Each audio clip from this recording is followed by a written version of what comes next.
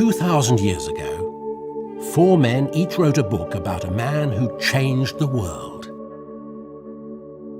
This man was a powerful teacher, a healer, a miracle worker.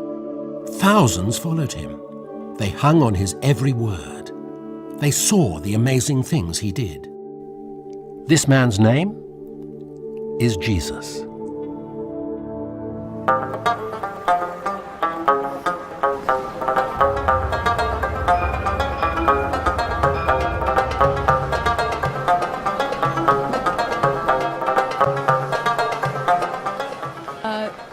So, do you think we can trust what the Bible says about Jesus?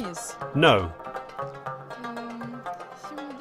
I've heard the Bible's been changed, that it's been altered in some way. There's some good information there, but can we trust it? I don't think we can be sure.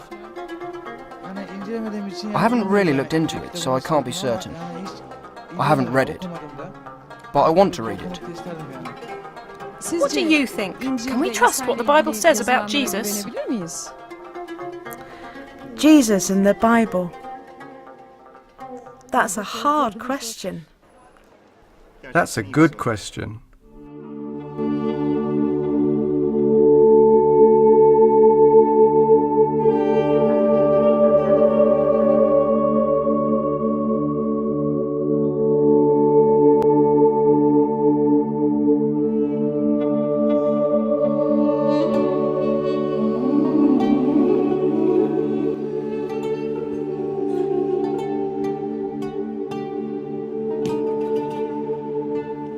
If you open a Bible, what do you find? Books within a book, history books, poetry, intriguing prophecies, revolutionary teaching. Books gathered into the Old Testament and the New Testament. And right at the beginning of the New Testament, the 4 accounts of the life of Jesus, written by 4 men.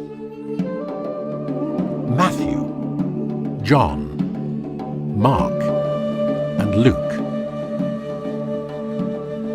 But how can we be sure that what they wrote 2,000 years ago is what we read in a Bible today? And what is it that they tell us about Jesus? We have a number of accounts of the birth, the life, the suffering, the death, and the resurrection of Jesus in the 4 stories of Jesus' life, Matthew, Mark, Luke, and John. He was born in Bethlehem.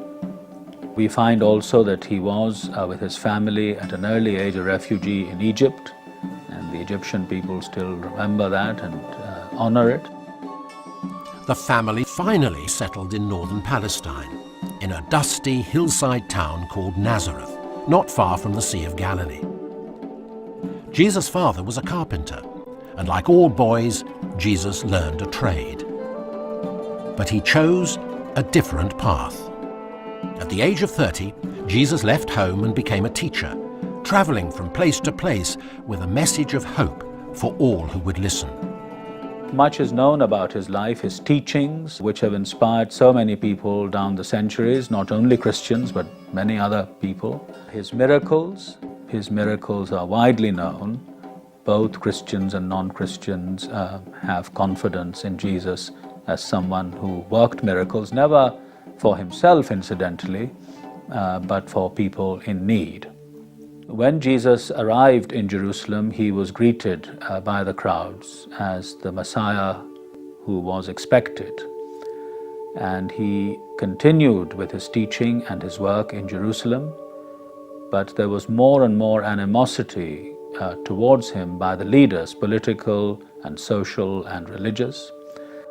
This eventually led to his arrest and his suffering at the hands of the Jewish people, but also the Romans, and to his execution on the cross, a particularly cruel way of putting someone to death.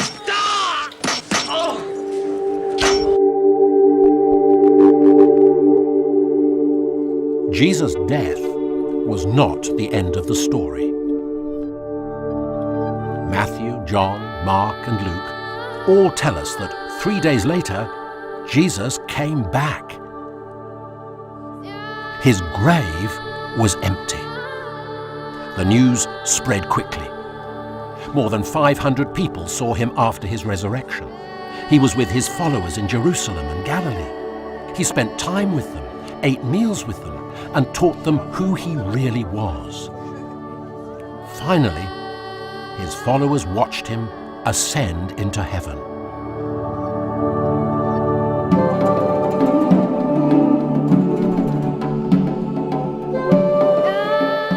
What happened next was equally remarkable. The number of Jesus' followers increased rapidly. Only a few months after his resurrection, we know that there were as many as 5,000 men, plus women and children. Many of these people had gathered in Jerusalem from Rome, Greece, Turkey, North Africa, and the Middle East. And when these first Christians returned home with their new faith, the numbers increased again. Churches sprang up all around the Mediterranean, congregations of believers from many different nations. Well, initially, the church began as a small movement centred around Jesus himself with his disciples, working in first century Palestine. But then very quickly it grew into the West with the missions, particularly of the Apostle Paul, who went into modern day Turkey and then even further west. And it also expanded into the south, into Egypt, and we know less about this, but also into the east. So certainly we have records from the 3rd century which talk about the expansion of Christianity into India. Communication was essential to the first Christians, and the excellent infrastructure of the Roman Empire made it easy for them. The ancient world was very well equipped for travel, particularly where its roads were concerned. Right up until the modern period, its roads were unequaled in quality. They were paved, they were wide, they were suitable for carriages and horses as well as travellers on foot. Catching a boat from Jerusalem, from Caesarea, the port, to Rome, in that route might take 40 days, something like that, with good winds. Actually, the reverse way is quicker. Prevailing winds are better from the west, so that's often 2 weeks, 3 weeks to come back from Rome. If you wanted to communicate with someone on the other side of the Roman Empire, you would send a trusted envoy to carry the letter for you. Someone would write with a stylus on a piece of papyrus, write the address on the back of the little roll of papyrus and send it off with a trusted envoy who could then deliver it to the church which was going to receive it. The early churches of the 1st century were not isolated communities. We know that messages of encouragement, letters of instruction, information and news passed back and forth. 37 AD, Emperor Tiberius died, and news reached Jerusalem within 5 weeks of his death. So that's a mark of how quick things could travel. Christians were quick to take advantage of new technology. Indeed, the story of the Bible is the story of technological progress, because at first there were papyrus scrolls that had to be rolled up and were rather bulky to carry around. Then there were little notebooks that people had put together, and the virtue in them was that the papyrus could be written on both sides. And then there were the parchment codices that were even more convenient, and then printing. Late in the 15th century, a man named Gutenberg invents the printing press. We begin the process of having printed books. In the earliest printing, things aren't mass-produced. Erasmus's Greek New Testament, we know, sold 3,300 copies, the first ever published Greek New Testament. So that would be a very good print on 3,000. But in the 18th century, early 1710 or so on, there is a printing press. We know it produced 3 million copies of the Scripture. The Bible is the world's best-selling book.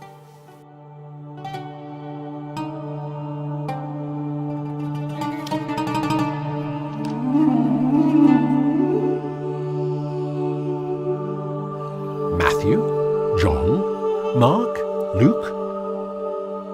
Who were they? Why should we trust them? Matthew and John were close friends of Jesus. Matthew was an educated man, good with numbers, a tax collector for the Roman rulers. John was a fisherman with influential friends in Jerusalem. Mark and Luke were among the first Christians. Mark was an interpreter for Peter, one of Jesus' closest friends, who went to Cyprus and Rome to tell others about Jesus. Luke was a doctor who travelled with some of the first Christians through Turkey and into Europe with the same message.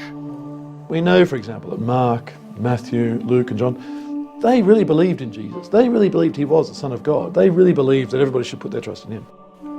These four men wrote in Greek using reed pens and charcoal ink on scrolls, long lengths of papyrus sheets glued together, some as long as 10 meters.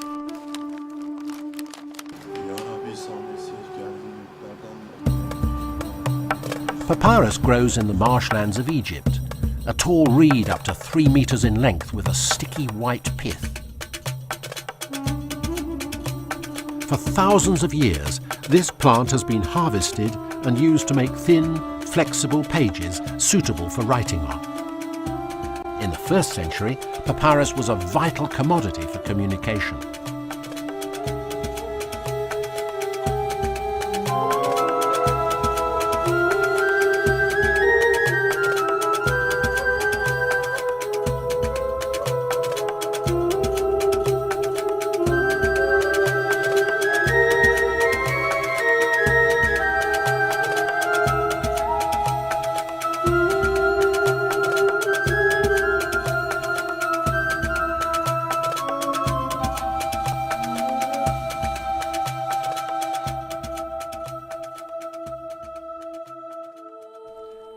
Rolls of papyrus were not the only form of writing material available to 1st century scribes.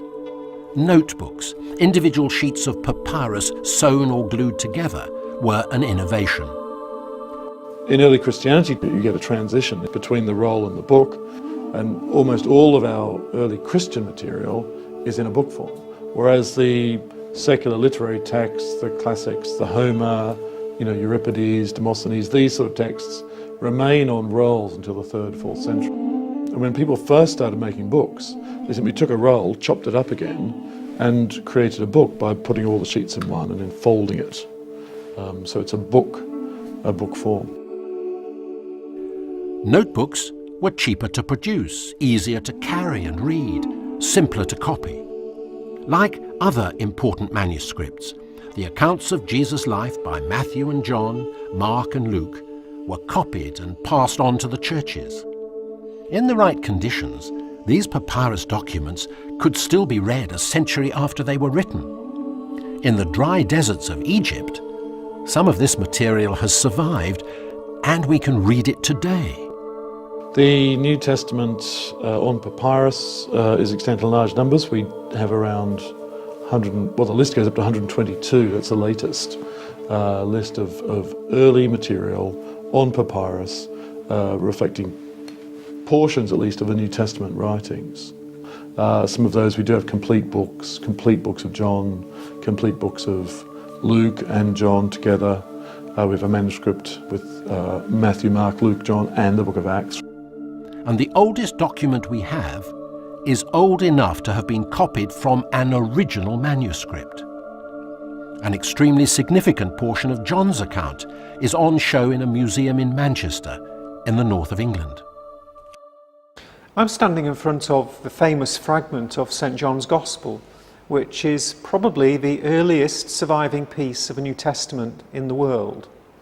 It dates from the early 2nd century AD, so we're talking about a date of around 125, give or take 20 years. Maybe 30 or 40 years after the Gospel was first composed, but it's as close as we will get to that original text.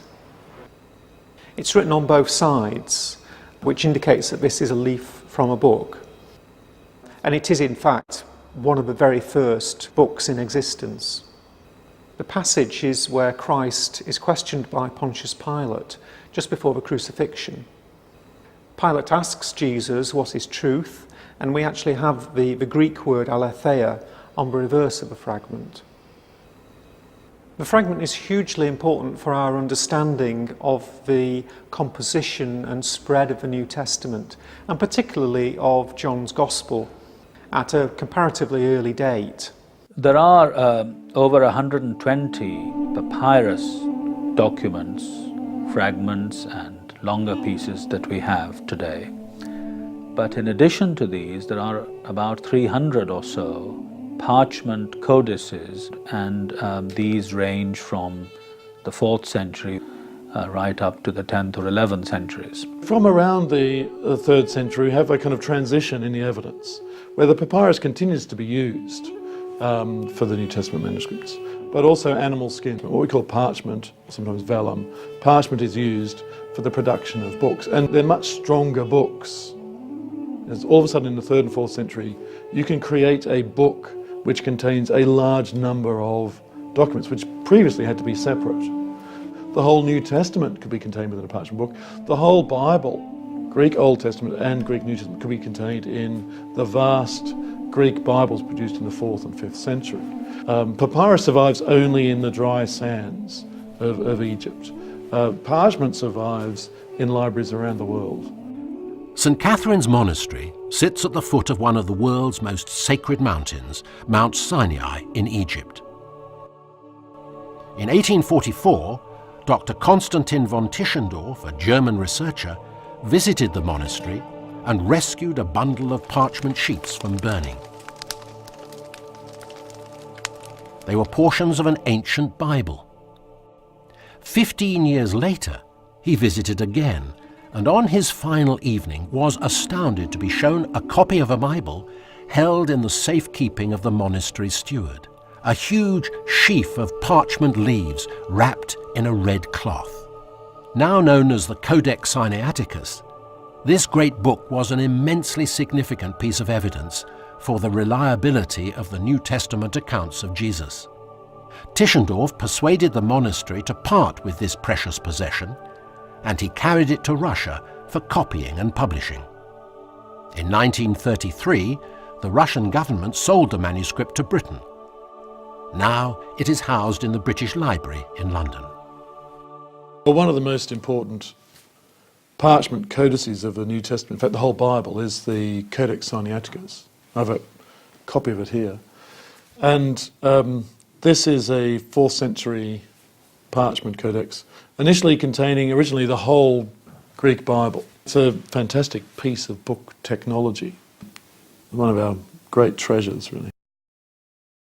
There are some Greek and Roman authors where there are a lot of manuscripts in evidence for them. So, for example, Homer, one of the greatest of the classical poets, has survived in hundreds of pieces of fragments.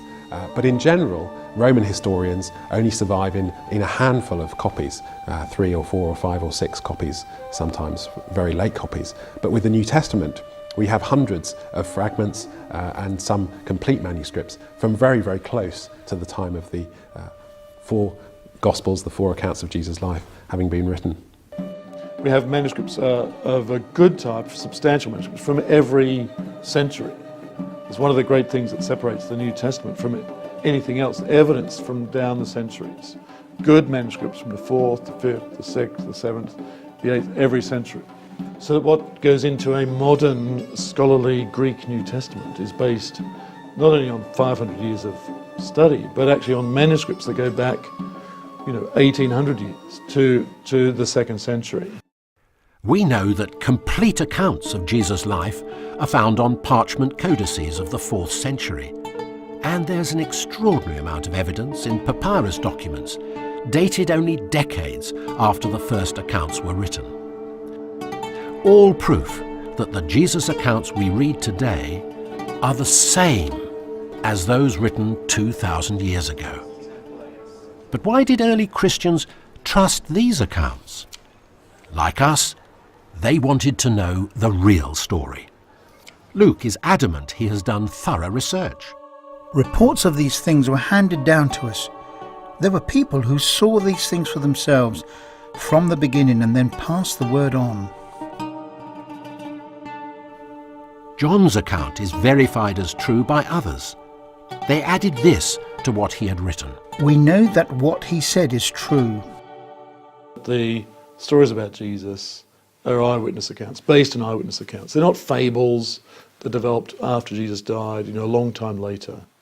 People are writing down what they saw, what others reported to them, what was known. The Gospels provide us with Jesus interacting with known historical person. We do find names of particular characters, sometimes in particular locations. Blind Bartimaeus, who's met by Jesus on the road and who's healed by Jesus. Now, we know his name, but plenty of other blind men who meet Jesus, we don't know their names. Why do we know that name?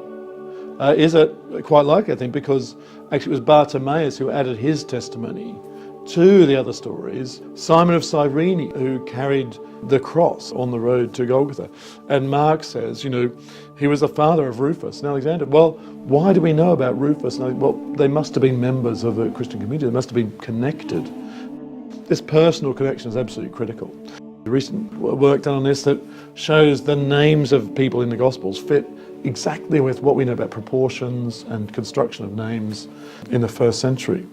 The reason that the Christians were able to recognize Matthew, Mark, Luke, and John as the authentic stories about Jesus was precisely because they were connected with people who knew Jesus personally, who had been with him, who had heard his teaching, who had seen the miracles, who knew about the cross, and most importantly, who knew about his rising again.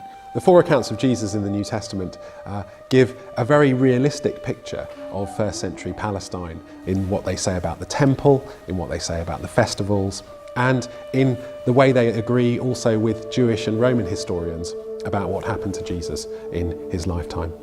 The events of Jesus' trial and death are anchored in historical reality. We know from sources outside of the New Testament that Caiaphas, who's the high priest recorded in the four accounts of Jesus' life, was high priest at the time. From archaeological evidence, such as his tomb, we know that the Roman governor of Palestine at the time, Pontius Pilate, we know that he was governor at the time because a Roman historian called Tacitus records that.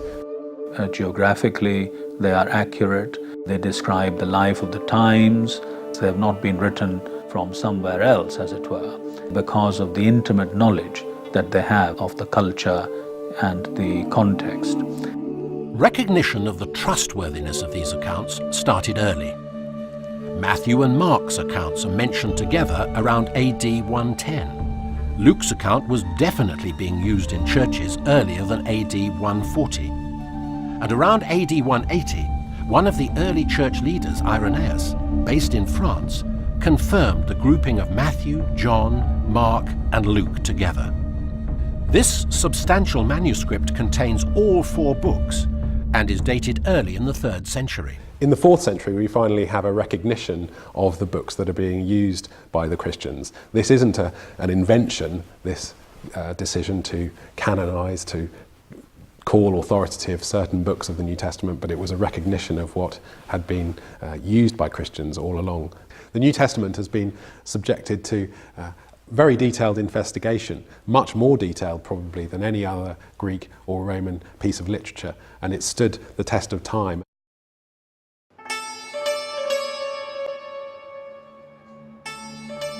The evidence for the reliability of these four Jesus accounts, based on the early New Testament manuscripts we have found, is very strong. But there are many other ancient documents which provide even more evidence. It's true that there are other fields of our knowledge of the New Testament, that is, early church writers, Christian leaders in different cities throughout the Roman Empire from the 2nd century, 3rd, 4th century, who were themselves scholars of the Bible and the New Testament, and who quoted vast numbers. Augustine, writing at the end of the 4th century, uses a staggering 29,000 quotations from the New Testament. From the Jesus accounts alone, Eusebius uses over 3,200 references. Origen more than 9,000. Tertullian nearly 4,000 quotes. Clement 1,100. Justin Martyr, one of the earliest church leaders, uses over 260 quotes.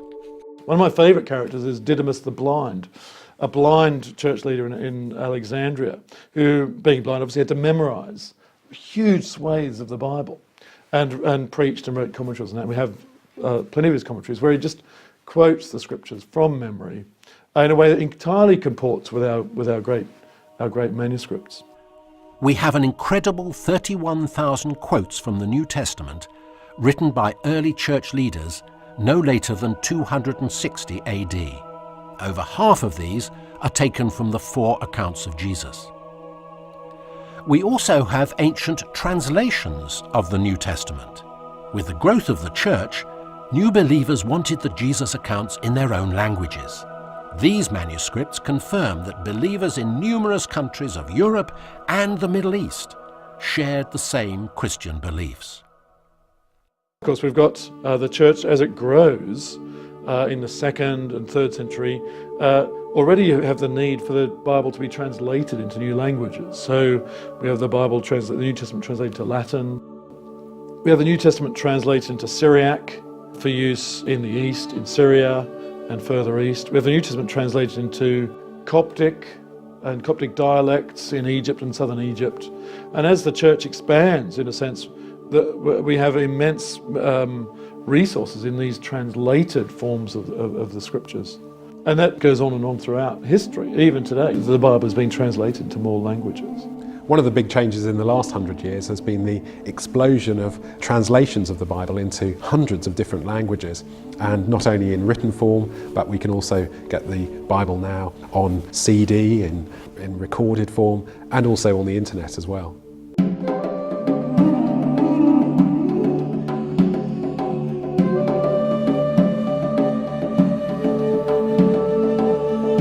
When we look at the evidence for the reliability of the 4 accounts of Jesus, written by Matthew and John, Mark and Luke, we find that we have more manuscripts, more translations into more languages, and more quotations than any other first-century writings.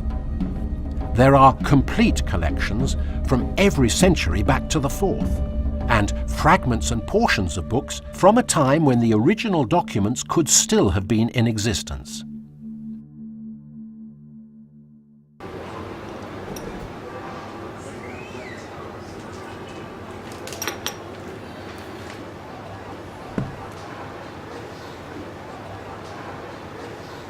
When we ask a simple question, the accounts of Jesus, written 2,000 years ago by Matthew and John, his close friends, and by Mark and Luke, his first followers, are they the same as those we read in the New Testament today? We can be confident they are.